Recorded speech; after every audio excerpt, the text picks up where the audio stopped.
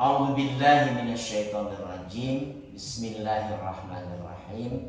Inna anzalnahu fi lailatul qadar. Wa ma adraka ma lailatul qadar.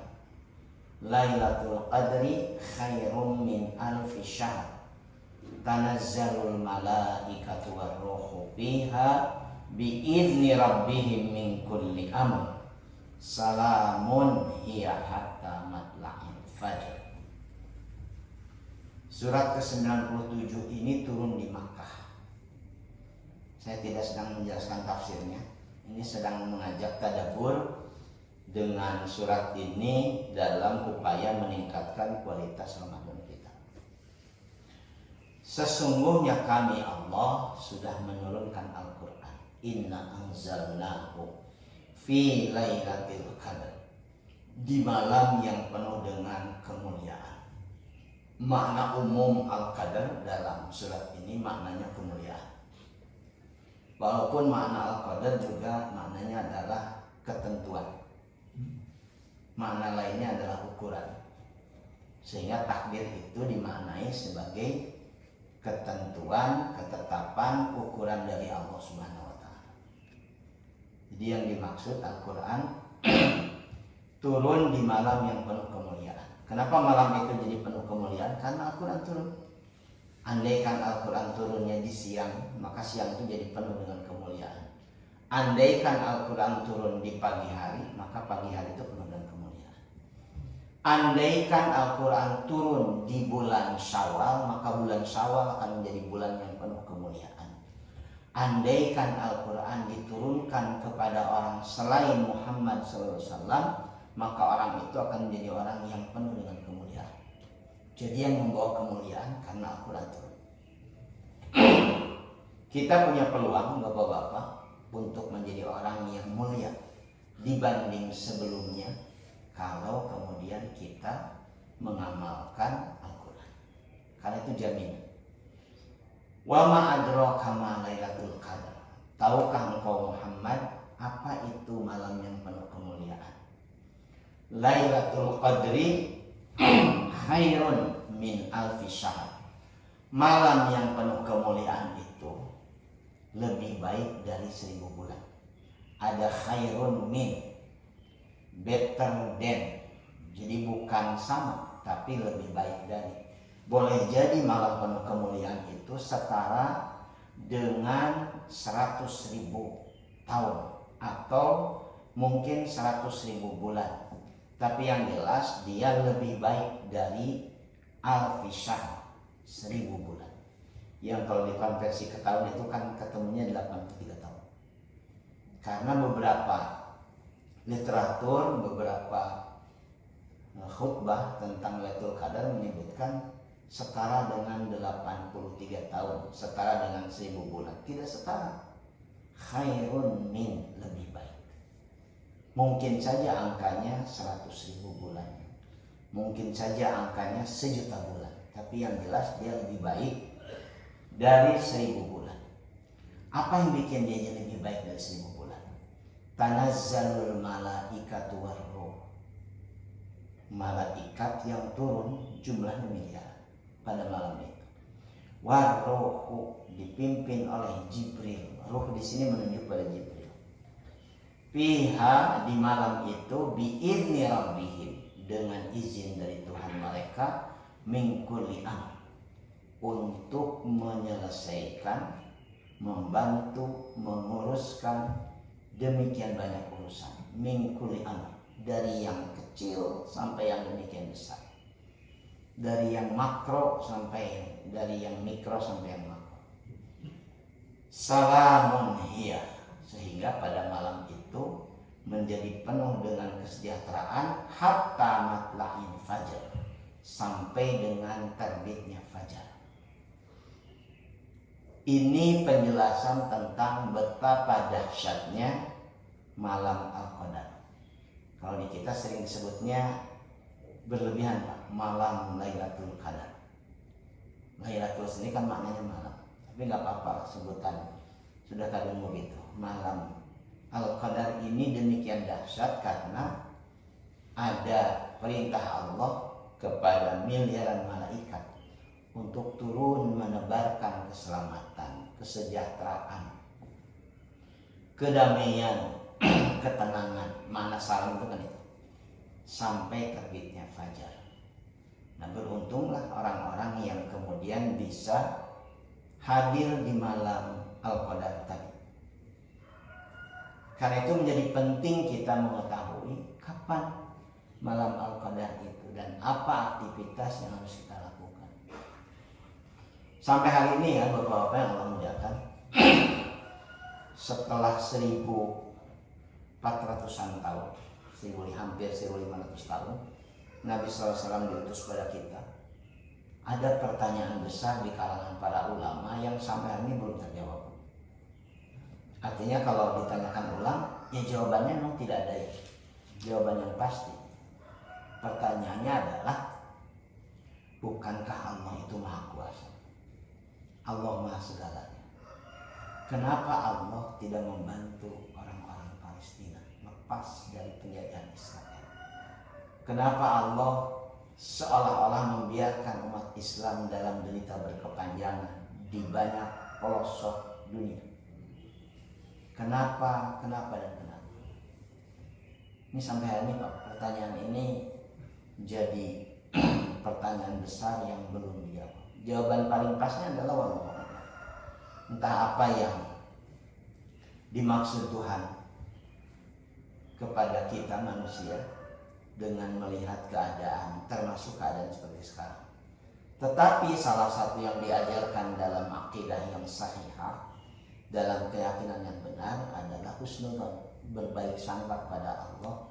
Boleh jadi salah satu hikmahnya dari derita tak berkesudahan di pelosok dunia tempat sebagian besar umat Islam berada, supaya kita makin dekat pada Allah Subhanahu wa taala, menyerahkan segalanya, karena ternyata kita tidak punya kemampuan menyelesaikan, jangankan urusan demikian besar, urusan-urusan kecil saja tentang diri kita sulit untuk bisa kita selesaikan kalau tidak karena bantuan Allah Subhanahu wa taala.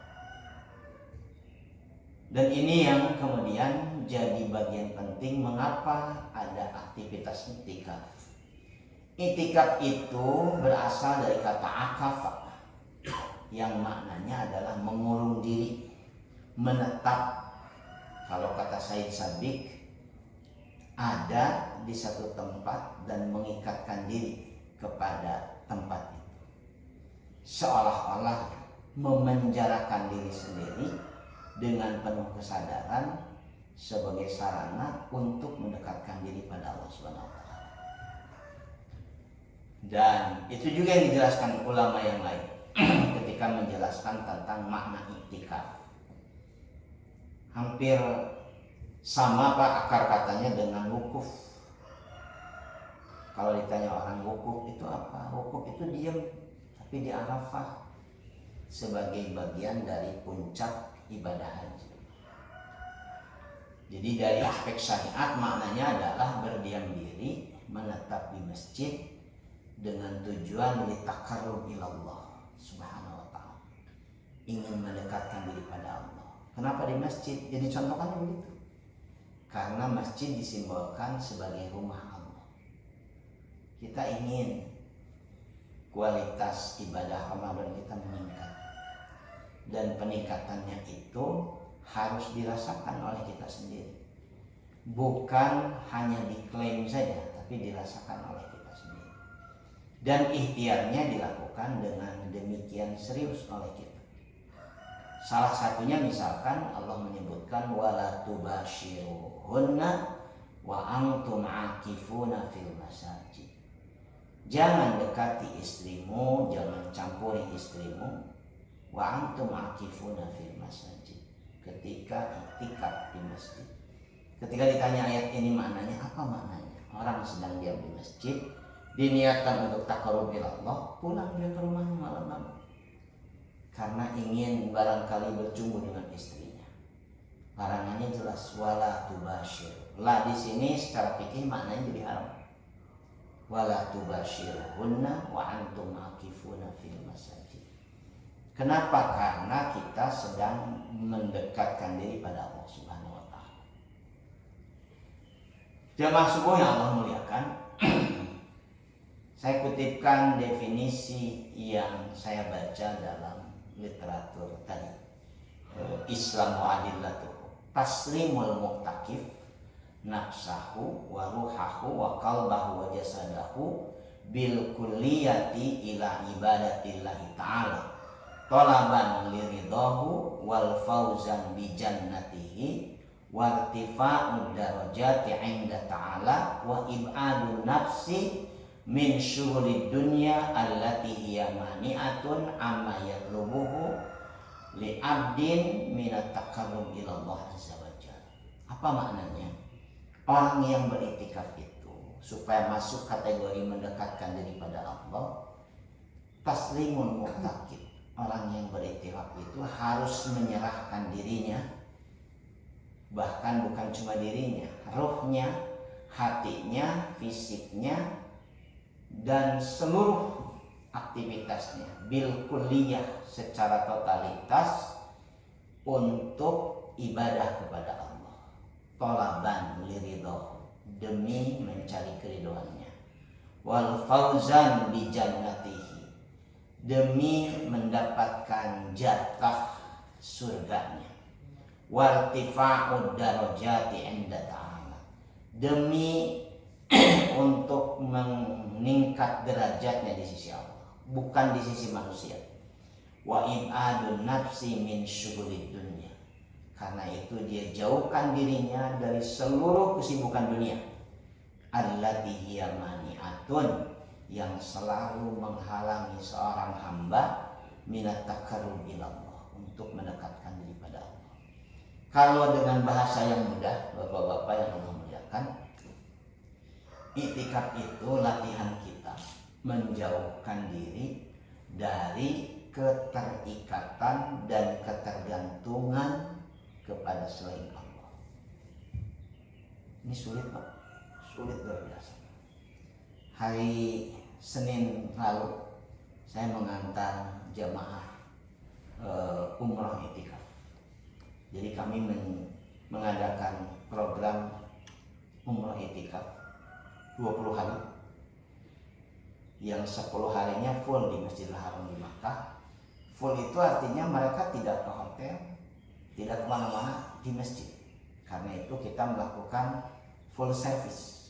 Makannya kita antarkan, berbuka, sahur, baju gantinya kita sediakan, bahkan termasuk kebutuhan air hangat,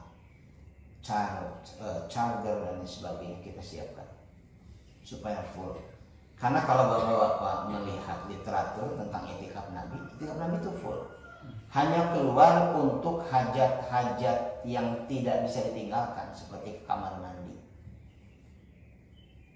dan makan kalau tidak disediakan di masjid, itu disediakan di masjid dan sebagainya.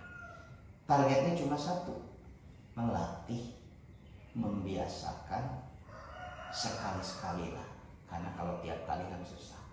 Dalam setahun sekali untuk mendekatkan diri pada Allah dengan melepaskan keterikatan dan ketergantungan kepada selain Allah. Dalam prakteknya sulit. Ada jemaah iktikaf yang bawa kasur, bawa selimut, bawa bantal, mindahkan kamar tidur ke masjid. Ke masjidnya Masjidil Haram, karena itu sangat sulit dan sebagainya. Bapak bayangkan gimana bawa kasur ke dalam masjid. Bawa kasur. Tapi hebatnya orang Indonesia selalu ada yang bisa. Kasur yang dipompa itu di sana sebagainya. Jadi latihannya adalah latihan untuk melepaskan diri dari ketergantungan dunia. Dan inilah sesungguhnya yang selama ini membuat kita demikian sulit menikmati kedekatan dengan Allah Subhanahu wa taala. Kenapa demikian sulit? Tidak dilatih untuk meninggalkan ketergantungan kepada selain Allah. Kalau kita pergi dari rumah ke satu tujuan, ketinggalan dompet, balik lagi. Atau ketinggalan HP, sekarang ketinggalan HP itu bisa demikian luar biasa. Saya dulu waktu masih ngajar di satu kampus, ada di depan itu, mahasiswi di depan itu biasanya kan diperhatikan oleh dosen itu. Ada mahasiswi yang 3 kali berturut-turut nggak ketemu, sehingga saya nanya kemana.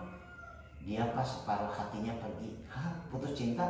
Bukan, HP-nya hilang. Ya Allah, HP hilang sampai tidak kuliah kurang lebih 3 minggu dan sebagainya. Sekarang ada beberapa yang HP itu bisa demikian penting, mun sadinten tenyepang HP teh sepertinya dunia itu tidak lagi menyenangkan bagi diri. Waktu kita tuh kadang-kadang habis untuk ngurus HP. Sudah ngantuk luar biasa, kalau pakai ngaji kan ngantuk.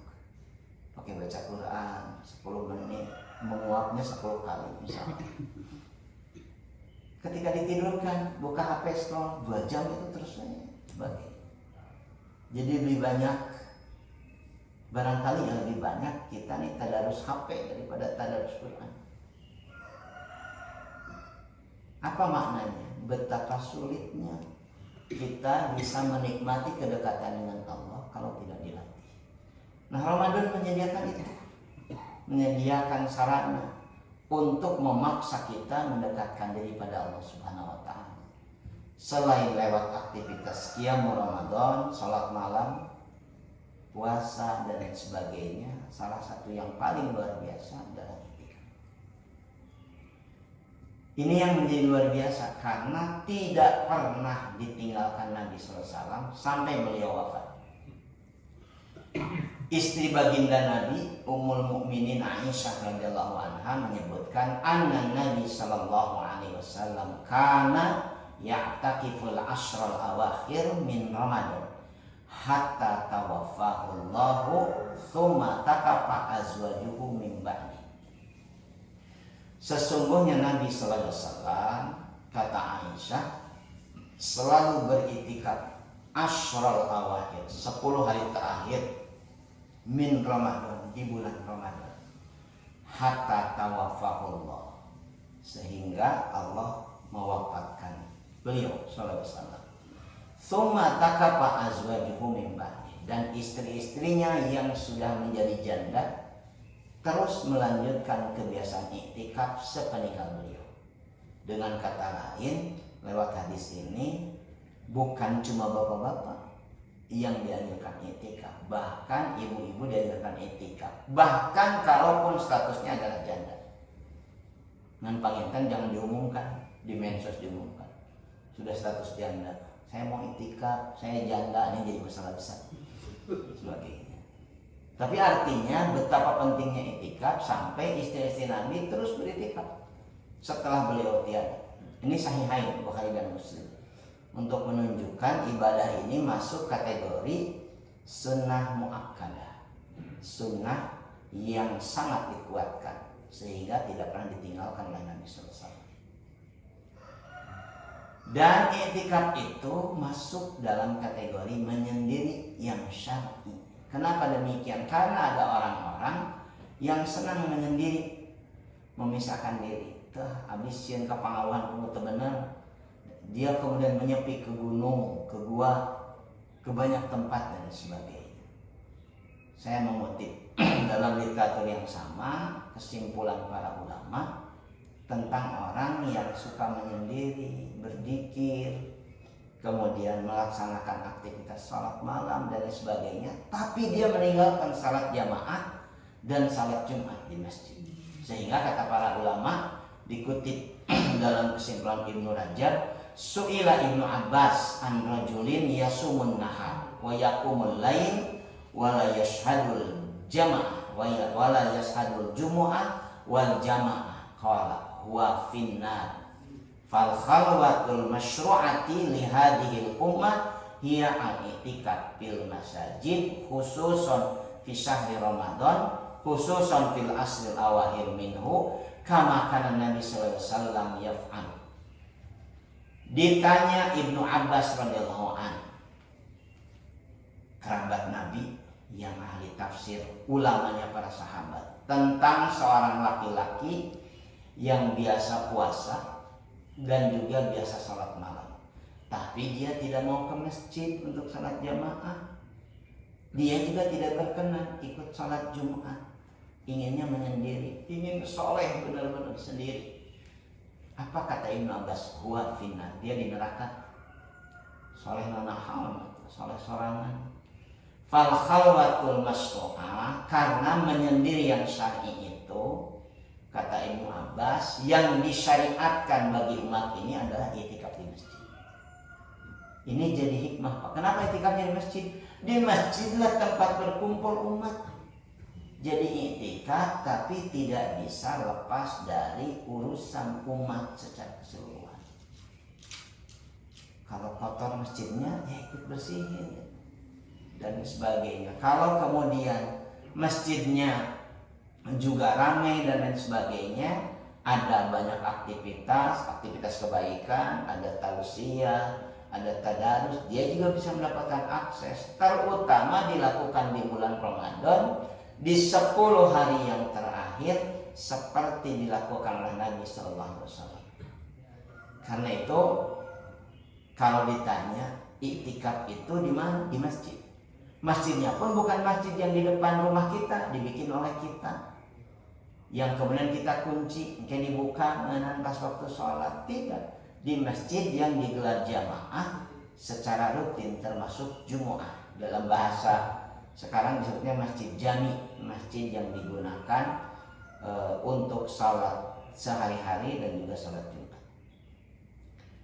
Kemudian dalam penjelasan yang lain, Aisyah menyebutkan as-sunnah alal muttaqi, ini rujukan yang menjadi panduan orang-orang yang i'tikaf. Yang pertama, ketika i'tikaf, alla ya'uda maridun, tidak perlu nengok orang sakit.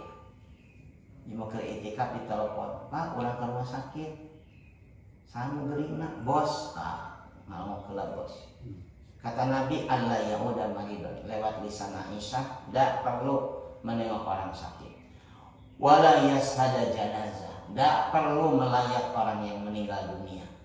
Wala yamassa imra'ah, apalagi menyentuh perempuan. Wala yubashiroha, apalagi kemudian berhubungan badan.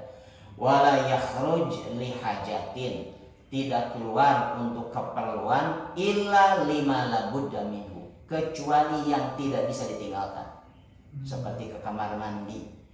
Wala i'tikafa illa bisaumin, dan tidak afdol i'tikaf dilakukan kecuali orang yang melakukannya berpuasa di bulan Ramadan. Jadi rada lucu, puasa henteu, salat henteu minum i'tikaf. Nabi hoyong catat ke Gusti Allah, salat teh atuh teu i'tikaf teh wongkol, teu kubu, teu puasa. Sekarang ada yang begitu soalnya. Ada yang ingin dekat pada Allah Subhanahu wa taala tapi tidak melaksanakan kewajibannya. Wala i'tikaf, tidak termasuk i'tikaf illa di masjidin jami'in, kecuali dilakukan di masjid jami, masjid yang digelar salat Jumat, masjid yang digelar salat 5 waktu sehari-hari. Ini penjelasan tentang i'tikaf. Dan ada doa yang sunnah dibaca, terutama ketika sedang beriktikaf. Walaupun ini sunnah dibaca setiap malam di bulan Ramadan, kalau melihat penjelasan dari doa ini. Allahumma innaka afuwun tuhibbul afwa fa'fu anni. Saya ditanya, apa bedanya dengan fa'fu anna? Bedanya domir saja. Yang ini singular, yang itu plural. Allahumma innaka, ya Allah, sesungguhnya engkau afuwun, maha pemaaf, tuhibbul afwa, mencintai yang memohon maaf dan yang memaafkan. Karena mana afwa itu memohon maaf dan memaafkan. Fa'fu anni, karena itu maafkan segala kesalahanku. Di antara amalan Pak yang sangat dianjurkan di bulan Ramadan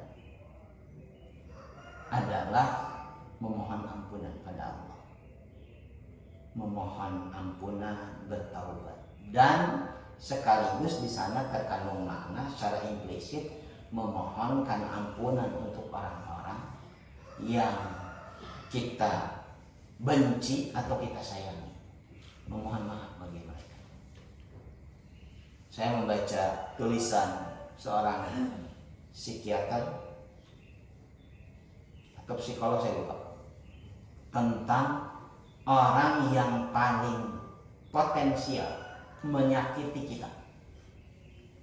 Ternyata orang yang paling potensial menyakiti kita itu bukan orang yang jauh, tapi justru orang yang dekat. Kalau suami lebih sering sakit hati oleh istri, kalau orang tua lebih sering sakit hati oleh anak, kalau istri lebih sering sakit hati oleh suaminya, kalau anak lebih sering sakit hati oleh orang tuanya, guru oleh murid gitu, dan lain sebagainya.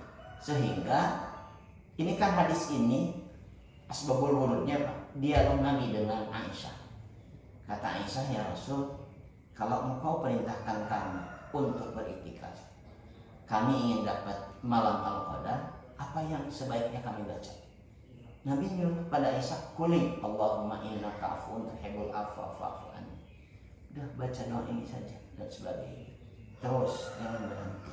Nah, makna tersirat dari doa ini secara implisit adalah selain memohon maaf kepada Allah atas kesalahan dan dosa-dosa kita, mohonkan juga kepada Allah untuk memaafkan orang-orang yang berhubungan dengan kita. Anak, menantu, cucu, pasangan, orang tua, mertua, kawan, dan lain sebagainya.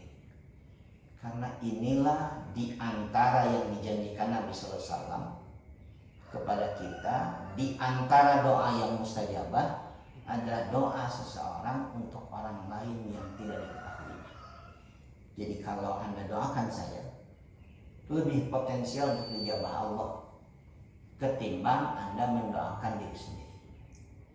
Jadi mendoakan orang lain itu, selama itu tetap tidak diketahui. Beda kalau sudah didoakan kemudian kita nge-share dia, mesti doakan pulangnya ke etika, mudah-mudahannya sing diijabah sebagainya. Karena itu nge-share doa itu, ini maaf saya, nge-share doa di medsos itu termasuk hal yang tidak dianjurkan. Nge-share doa di medsos, yang saya maksud nge-share doa itu begini, Anda doakan orang lain, kemudian Anda share di medsos. Untuk sahabat saya, mudah-mudahan di grup medsos yang anggotanya 2000 orang, katanya, doakan saja lah. Kalau memang tulus, doakan. Kadang-kadang banyak hal aktivitas ibadah kita idealnya tidak perlu diketahui orang lain. Gimana kalau orang yang kasih nggak pernah doain dia, ya nggak apa-apa. Kan tadi tolaban liridho, targetnya adalah mencari keridhaan Allah, bukan keridhaan dia sebagai. Sekarang kan era medsos ya, kalau nggak di medsos kan kayaknya tuh tidak apa ya, tidak bagus sih kalau harus di medsos kan semua. Dan yang terakhir, jamaah subuh yang Allah muliakan, ini yang keutamaan etika. Setiap saat dapat pahala. Setiap saat. Kalau itikafnya katakanlah semalaman itu termasuk tidurnya, termasuk ngajinya, termasuk salatnya, doanya, tadaburnya, semua dapat pahala. Karena tadi mendekatkan diri pada Allah. Jadi yang membedakan itikaf dengan selain itikaf, aktivitasnya mungkin sama. Datang ke masjid, sholat 2 rakaat, kemudian ngaji, kemudian dia berzikir, berdoa. Sama aktivitasnya. Apa yang membedakan ini? Itikaf itu secara fikih harus diniatkan. Saya niat itikaf ya Allah. Sehingga kita datang ke masjid, walaupun mungkin sejenak. Sejenak itu berapa lama? Saya tadi baca ulang penjelasan fikih tadi. Wa adillatuhu. Ternyata dalam mazhab Imam Syafi'i sejenak itu pokoknya ukurannya seperti kita salat sunnah saja.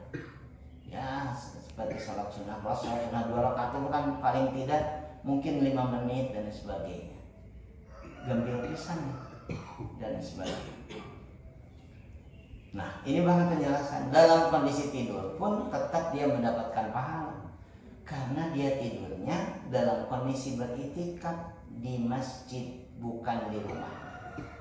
sehingga tidurnya termasuk rangkaian i'tikaf. Kalau kemudian ada pertanyaan, kapan sebaiknya i'tikaf dilakukan? Kalau menggunakan penjelasan tadi hadis Nabi, 10 malam terakhir.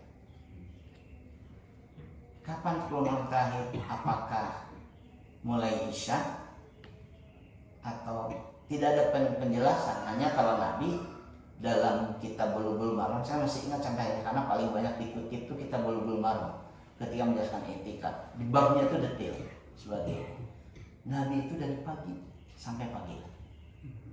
Bahkan menjelang beliau wafat 20 hari itu beliau i'tikafnya. Sampai beliau wafat di tahun terakhir beliau wafat itu 20 hari. Dari pagi sampai pagi lagi. Barangkali kesulitan sebagian besar kita. Tapi perintah Nabi tadi di 10 malam terakhir. Dalam hadis yang lain nanti menyebutkan terutama di malam ganjil 21, 23, 25, 27, 29. Kapan berakhirnya?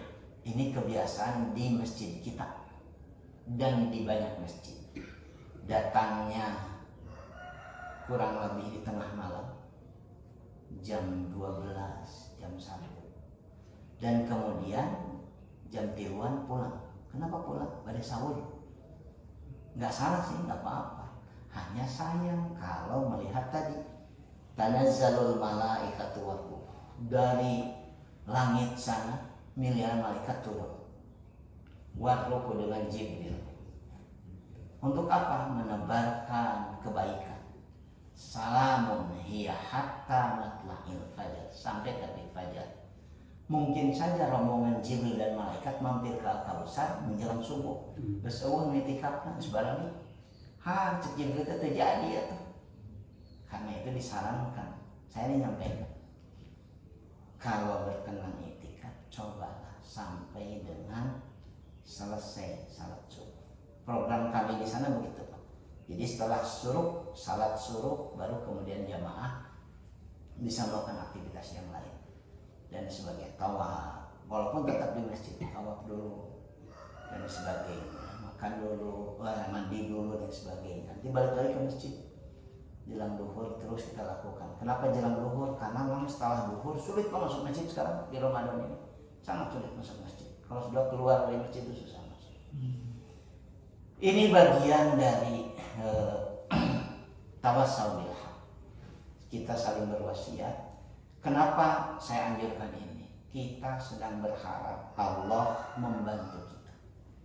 Bukan cuma kita secara individu, tapi kita secara entitas umat Islam. Mudah-mudahan Allah menolong kita, membantu kita. Dan bagaimana Allah akan membantu kita, menolong kita kalau kita tidak dekat dengannya? Sama seperti kalau dianalogikan hubungan kita dengan seorang yang dekat dengan kita, pasti mendapatkan perhatian lebih dibanding yang jauh. Allah akan menolong orang-orang yang dalam bahasa Al-Quran, intan surullah yang surkum. Siapapun atau jika kalian membantu Allah yang surkum, Allah pasti membantu kalian. Karena itu dalam tanda kutip ya tentu kita bantu Allah. Dekatkan diri kita kepadanya, latih. Sekali-kali begadangnya bukan karena nunggu bola. Ya El Clasico ya, antara Persija, mungkin ya walaupun tidak pernah malam-malam kan ya. Antara Madrid dengan Barcelona itu sampai jam 3 orang kuatan itu untuk bangun nonton. Atau kali-kali yuk kita dekatkan diri, kita doakan orang-orang yang kita sayang di saat i'tikaf itu untuk mendapatkan pertolongan Allah Subhanahu wa taala. Mudah-mudahan saya sampaikan manfaat. Kalau ada hal yang tidak berkenan ya mohon maaf saja. Kalau ada yang mau ditanyakan disampaikan mangga. Kita punya beberapa menit. Jadi kita bisa berharap. Ya. Nah, silakan. Yang disebut masjid itu di luar juga masjid. Di luar juga bagian dari masjid. Tapi tentu ada perbedaan di dalam dengan di luar. Di dalam, di luar tentu berbeda. Apa yang berbeda? Afdoliyah keutamaan. WC itu juga WC masjid. Di sana terus sekretariat juga bagian dari masjid, perpustakaan masjid. Tapi sholat di sini dengan sholat di sekretariat, di perpustakaan tentu berbeda. Sholat di luar dengan sholat di dalam tentu berbeda. Tapi ada dampak di dalam mah banyaknya. Memang seperti itu dan sebagainya. Bahkan ada sebagian ulama, sebagian, saya nggak tahu sebagian besar, sebagian kecil. Tahiyatul masjid itu tidak sah illa fi dakhil masjid, kecuali di dalam masjid. Kan tahiyatul masjid maknanya sebenarnya tahiyatul masjid itu kan menghormati masjid, tapi bagi sebagian ulama tidak sah kharijil masjid, la budda fi dakhil masjid, disebut tahiyatul masjidnya di dalam masjid dan sebagainya. Karena di situ Pak, di pelataran nih koridor apapun namanya, yang sedang junub saja boleh, yang sedang menstruasi boleh, nggak akan dilarang. Tapi ke sini orang harus tahu itu mah di dalam masjid. Jadi saya tidak detail perbedaannya, hanya penjelasan begitu. Jadi benten antara dalam dengan luar, silakan. Musola sama masjid juga. Kalau Sebetulnya sama sih maknanya, hanya di Indonesia